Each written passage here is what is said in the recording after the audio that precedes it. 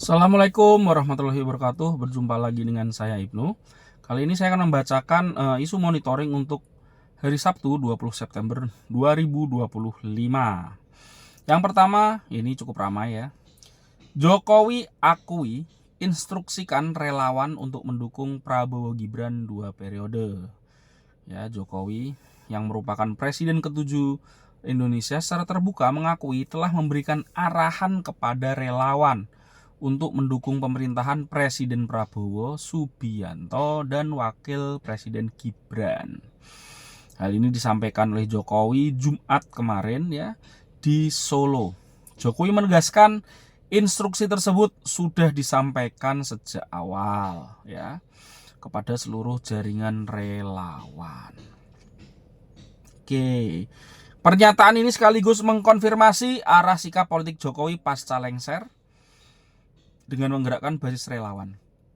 Jadi ini kan mulai rame karena beberapa menteri yang diasosiasikan sebagai orangnya Jokowi ya, seperti Budi Ari dan juga Hasan Nasbi ya, itu sudah rentan kutip tersingkir dari kabinet ya. Yang lain juga ada Ebenezer ya, kena KPK.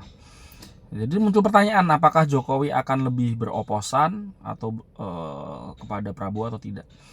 Jawaban Jokowi ini menegaskan bahwa selama Gibran itu aman di pemerintahan Prabowo, ya dukungan akan terus mengalir, kira-kira seperti itu.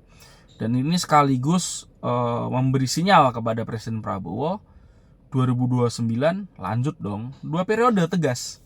Ya langsung 2 periode tegas. Dan apabila hari itu terjadi, ya Gibran akan menjadi calon presiden yang paling kuat nanti di 2034. Selanjutnya, Doni Askwarya ditunjuk menjadi Menteri BUMN ad interim ya. Ini disampaikan oleh Prasetyo Hadi kemarin. Ya, jadi Kementerian BUMN tidak dihapus. Kita nggak tahu apakah ke depan dihapus ya, karena udah fokus kerjanya udah diambil alih oleh Danantara. Selanjutnya, Istana buka peluang peleburan Danantara dengan Kementerian BUMN. Hari ini juga disampaikan oleh Prasetyo Hadi, ya karena sejak masa pemerintahan Pak Prabowo ini memang Danantara mengambil tempat yang terdepan ya untuk mengurusi BUMN, terutama BUMN yang besar-besar. Dan berulang kali ya COO Danantara Doni Oskarya yang dia juga sekarang menjadi Menteri BUMN ad interim atau sementara ya, dia punya data yang cukup rigid ya, cukup detail terkait kondisi BUMN. Misalnya setiap tahun BUMN itu membuat negara rugi sekitar 50 triliun ya, hanya ada beberapa BUMN saja ya, nggak sampai 20 apa ya, kalau saya agak lupa jumlahnya, yang memberikan keuntungan untuk negara. Sisanya ya akhirnya PMN lagi. Jadi bukan PMN, penanaman modalnya pemerintah ya, bukan PMN. Jadi modal negara itu harus disuntik lagi. Ya, misalnya seperti Garuda itu kan disuntik-suntik terus. Kalau nggak disuntik modal dari negara, duitnya negara, itu Garuda udah pahit dari kapan kan. Ya, jadi apakah nanti Kementerian BUMN akan dibubarkan? Bisa jadi ini pintu masuknya. Ya, bisa jadi nanti dilebur dengan Danantara. Pegawainya kemana? Bisa kemana aja, bisa ke Danantara, bisa juga ke kementerian lain. Selanjutnya, Istana bentuk Komite Reformasi Polri, Mahfud MD masuk di dalamnya. Kemarin itu kan sempat rame, apakah Mahfud MD akan menjadi ketua Komite Reformasi Polri? Hal itu dijawab tegas oleh Istana tidak atau belum ya. Karena nama-nama anggota komitenya ini belum keluar waktu itu. Nah, sekarang nama anggota komitenya sudah keluar, salah satunya adalah Mahfud MD. Ya, jadi ya bisa saja nih nanti untuk reformasi Polri, kalau memang nanti ada ketuanya ya, bisa jadi Mahfud MD menjadi salah satu calon yang paling kuat. Selanjutnya, Istana cari solusi cegah PHK akibat krisis BBM di SPBU. Ya, ini disampaikan Prasetyo Hadi ya, menyatakan pihaknya tengah berkoordinasi dengan kementerian terkait kondisi BBM pom bensin swasta. Salah satu hasilnya adalah kalau kita lihat Menteri Bahlil, Menteri SDM itu sudah mengumumkan bahwa pom bensin swasta nanti akan mengambil bensin dari Pertamina. Tapi yang diambil tuh bukan bensin yang end product. Jadi bukan bensin yang sama seperti dijual oleh Pertamina. Jadi ini bensin belum diolah lah, kira-kira kayak gitu. Kalau proses refinery-nya mungkin dia bensinnya baru nanti apa namanya, katakanlah bisa baru setengah produksi misalkan. Jadi masih raw, masih mentah gitu. Jadi belum di apa namanya, misalkan sulfurnya ya, kita tahu sulfurnya Pertamina ini tinggi. Nah, itu nanti akan di apa olah lagi ya, teknisnya saya juga kurang tahu, tetapi penuturan dari Bahlil ya kalau tidak salah, yang dijual oleh Pertamina kepada pom bensin swasta itu bukan bensin end product seperti yang dijual di pom bensin Pertamina, tetapi ya itu masih mentah lah. Jadi yang ngolah nanti masing-masing pom bensin swasta. Nah, ini sekaligus menjawab keraguan banyak orang, apakah kalau misalkan Shell beli bensinnya itu di Pertamina, lalu produknya mirip Pertamina atau sama? Nah, ini sekaligus jawabnya. Nanti biar pihak pom bensin swasta sendiri yang nanti menjelaskan. Mensesnek menegaskan tidak ada larangan membaca buku. Ya, ini kan rame ya setelah penggeledahan di beberapa rumah tersangka terkait kericuhan demo aksi kemarin. Yang disita itu buku-buku tulisannya Frans Magnus Suseno, Emma Goldman. Saya punya tuh bukunya Emma Goldman tuh ya. Julius Archer, Che Guevara saya baca sejak SMA ya. Jadi dulu penerbitnya Resist Book. Di Gramedia banyak tuh. Maksud saya gini loh. Ini kawan-kawan di kepolisian itu harus lebih banyak mengetahui ya, buku-buku seperti ini nih udah bacaan umum gitu, dan kalau itu dijadikan barang bukti ya, itu sebagai apa gitu di pengadilan ya. Saya yakin menteri-menteri itu juga udah banyak yang baca bukunya Che Guevara ya, Romo Frans Magnus Suseno. Jadi ini salah satu hal kenapa akhirnya masyarakat juga mendesak adanya reformasi Polri. Ya, jadi dari sisi SDM itu memang harus ada perbaikan seperti itu. Selanjutnya, koalisi sipil nilai pelibatan TNI jaga fasilitas sipil berlebihan. Ini disampaikan koalisi masyarakat sipil untuk reformasi sektor keamanan ya, menilai pelibatan TNI dalam pengamanan fasilitas sipil termasuk gedung DPR berlebihan. Oke. Selanjutnya, KPK sebut ya Ustadz Khalid Basalamah diperas oknum Kemenak. Ya, Komisi Pemberantasan Korupsi mengungkap dana disetor Ustadz Khalid Basalamah merupakan hasil pemerasan oknum Kementerian Agama. Ini masih rame ya. Kita lihat saja apakah orang-orang yang dicekal kemarin ya, ada Yakut dan stafnya, lalu juga Fuad Hasan nanti akan menjadi tersangka. Kita lihat saja. Ya. Dan itu ada 400, kalau menurut KPK ya, ada sekitar kurang lebih 400 travel haji umroh yang terlibat ya, yang memakai kuota ini. Kita lihat saja. Pemerintah tetapkan 17 hari libur nasional dan 8 cuti untuk 2026. Wih, mantap. Lanjut kita ke berita DPR RI. DPR kritik kebijakan BBM, sebut Prabowo jadi pemadam kebakaran.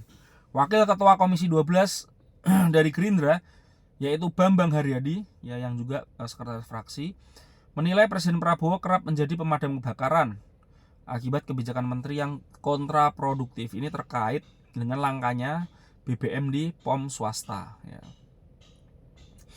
Selanjutnya, DPR soroti lemahnya pengawasan program makan bergizi gratis. Anggota Komisi 9 Edi Wuryanto menilai pengawasan program makan bergizi gratis oleh BGN masih sangat lemah. Ini bisa terlihat dari banyaknya kasus keracunan ya di berbagai provinsi, berbagai kota kabupaten di Indonesia. Lanjut, Pansus Haji bikin oknum Kemenak kembalikan uang ke Khalid Basalamah. Jadi Pansus Haji DPR ini kan dibentuk ya. Lalu akhirnya dari oknum Kemenak itu yang udah minta duit dari Khalid Basalamah, ya itu akhirnya mengembalikan duit itu ke negara, dibalikin ke Khalid Basalamah balikin ke KPK lah, kira-kira kayak gitu. Ini nanti jadi barang bukti tuh, ya. DPR desak Polri tindak tegas pengguna sirine dan strobo ilegal. Nah, hari ini itu Korlantas, saya baca beritanya tadi pagi-pagi tuh, sudah melarang penggunaan strobo, ya. Itu jadi nanti mobil-mobil Pajero, Fortuner itu kan banyak banget yang pakai strobo tuh. Ya kita lihat aja nanti. Kalau masih ada jangan kasih jalan. Kan kira-kira kayak gitu. Kan karena Korlantas sudah bilang nggak berlaku lagi. Berita DPD RI, 2 senator NTB DPD RI diduga terima suap pemilihan ketua DPD RI. Waduh, rame lagi nih. Koalisi Pemuda dan Rakyat NTB menggelar aksi teatrikal dengan spanduk 200 meter di depan kantor perwakilan DPD RI NTB. Ini dugaan 2 anggota DPD menerima suap. Ya. Dugaan ini muncul laporan mantan staf DPD Firhat Irfan ke KPK yang menyebut 95 anggota DPD menerima uang masing-masing $5.000 AS untuk pemilihan ketua DPD dan $8.000 AS untuk wakil ketua MPR RI. Siapa saja nggak disebut di sini, ya. Selanjutnya berita ekonomi, SPBU swasta sepakat beli BBM dari Pertamina. Ya, Menteri ESDM Bahlil Lahadalia mengundang manajemen SPBU swasta termasuk Shell, BP, Vivo, Exxon untuk membahas kelangkaan BBM. Ya, dalam rapat di kantor Kementerian SDM, keempat perusahaan sepakat membeli BBM dari Pertamina. Bahlil menjelaskan kesepakatan ini memastikan SPBU swasta mendapatkan pasokan dasar BBM langsung dari Pertamina sebelum dicampur di tangki masing-masing. Ya. Ia menjelaskan secara nasional stok BBM masih aman untuk 18-21 hari mendatang. Menkyu Purbaya tolak teks amnesti, dinilai beri insentif pengemplang pajak. Mantap ini. Selanjutnya, Menku Purbaya siap alihkan anggaran MBG ke bantuan beras 10 kilo. Ini disampaikan oleh Menteri Purbaya karena melihat serapan anggaran MBG masih sangat rendah. Kalau masih kayak gitu, dananya akan dialihkan untuk program lain. Salah satunya adalah bansos beras 10 kilo. Selanjutnya, pemerintah percepat pencairan 3 miliar untuk Kopdes Merah Putih. Zulkifli Hasan memastikan pencairan dana 3 miliar untuk Koperasi Merah Putih dipercepat. Nah, kita lihat saja ini nanti, ya. Apakah efektif atau menjadi sarang korupsi? Ya, kita lihat saja. Sosial, 13 siswa Tasikmalaya keracunan usai konsumsi MBG. Jadi masih berlanjut, ya. Banyak banget beritanya. Selanjutnya, gempa 6,6 guncang Nabire, warga panik berhamburan. Ya, ini di Kabupaten Nabire, Papua Tengah. Gempa sepanjang ini terjadi 2-3 detik, ya. Ini di 29 km barat laut Nabire, kedalaman 24 km.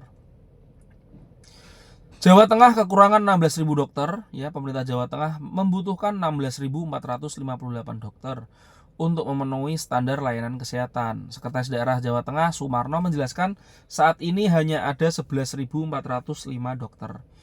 Menurut WHO idealnya 27.863 dokter untuk jumlah penduduk di Jawa Tengah. Ia menekankan peran Asosiasi Institusi Pendidikan Kedokteran Indonesia dalam memperbanyak lulusan kedokteran dan mengubah persepsi mahalnya biaya agar lebih banyak siswa berminat. Dari berita internasional, Inggris siap akui Palestina setelah Trump selesai kunjungan. Perdana Menteri Inggris Keir Starmer dilaporkan akan mengumumkan pengakuan resmi terhadap negara Palestina akhir pekan ini setelah Presiden AS Donald Trump menyelesaikan kunjungannya ke London. Starmer sebelumnya berjanji mengakui Palestina sebelum sidang umum PBB 23 September 2025 jika Israel tidak memperbaiki situasi kemanusiaan di Gaza. Selanjutnya, Israel ancam gempur habis Gaza. Ya, ini disampaikan, ya, oleh Israel sebelum melancarkan serangan besar-besaran. Jadi ini Israel dia memberikan warning kepada warga Gaza agar pindah gitu kira-kira, ya, dari wilayah-wilayah yang sudah diinfokan Israel nanti akan digempur habis-habisan. Selanjutnya, Amerika Serikat kembali veto resolusi Dewan Keamanan PBB soal gencatan senjata Gaza. Veto ini akhirnya membatalkan ya, tidak menyetujui. Jadi yang punya hak veto itu negara-negara pemenang perang ya.